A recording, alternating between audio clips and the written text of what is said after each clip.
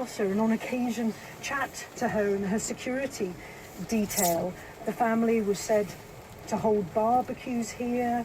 Every year the Queen would hold a ball as well, which members of the public and neighbours and friends would attend. It is an area which she was extremely fond of and is said by many to have considered the place where she was most comfortable.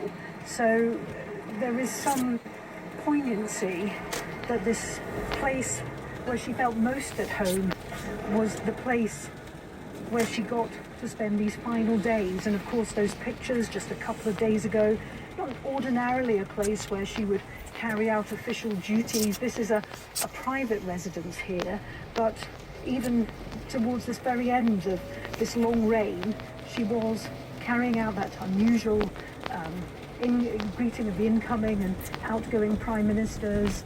And then of course there was due to be the Privy Council remote meeting last night, which was cancelled, which was perhaps that first indication that all was not well.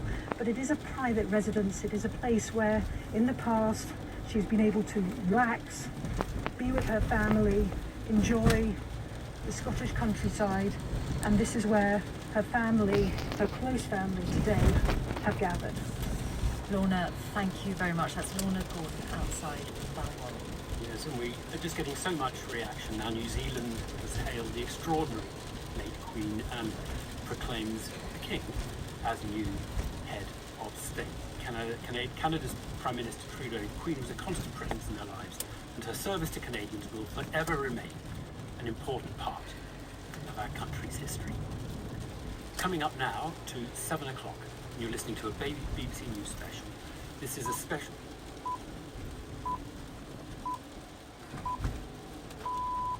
This is BBC News with Michelle Hussein and Evan Davis, and we're marking the death of Queen Elizabeth II. We will be remembering the Queen's life and hearing from those who've observed close up her long reign. But here now is Chris Aldridge with a summary of what we've heard in the last few minutes.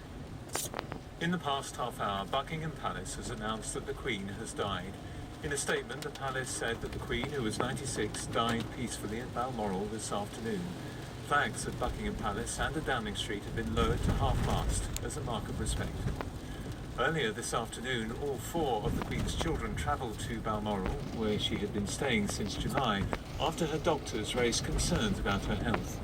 Prince William is also at the estate, and Prince Harry is travelling there separately. Buckingham Palace said the new King and Queen Consort would remain at Balmoral this evening before returning to London tomorrow. Britain will now enter a period of national mourning. Nicola Sturgeon said her life had been one of extraordinary dedication and service. The Liberal Democrat leader, Sir Ed Davies, said the Queen had served our country faithfully all her life and was loved the world over. The former Prime Minister, Sir John Major, said she had been an example of duty and leadership for so very many years, and we had all lost someone very precious to us. His successor as Prime Minister, Sir Tony Blair, said the UK had lost not just its monarch, but the matriarch of the nation, who more than any other brought the country together. Gordon Brown said the Queen had served the country to the last. The leader of the Catholic Church in England and Wales, Cardinal Vincent Nichols, called her a shining light in our history. Tributes to the Queen are coming in from around the world. The French President Emmanuel Macron said that throughout her reign, Elizabeth II had been a friend of France.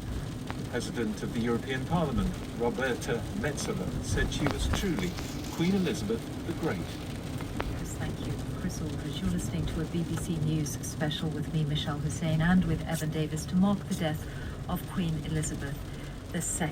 The statement from Buckingham Palace earlier on said that the Queen had died peacefully at Balmoral, and that was after a statement earlier in the day saying that her doctors had become concerned, and then we saw members of the Queen's immediate family travel to Balmoral before the news was formally announced within the last half hour.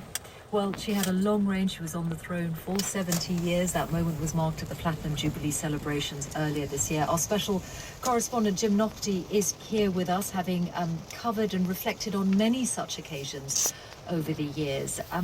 Jim, you can see, of course, many tributes. There is sorrow, but there is also immense respect, admiration and affection being expressed. I think that's true, Michelle.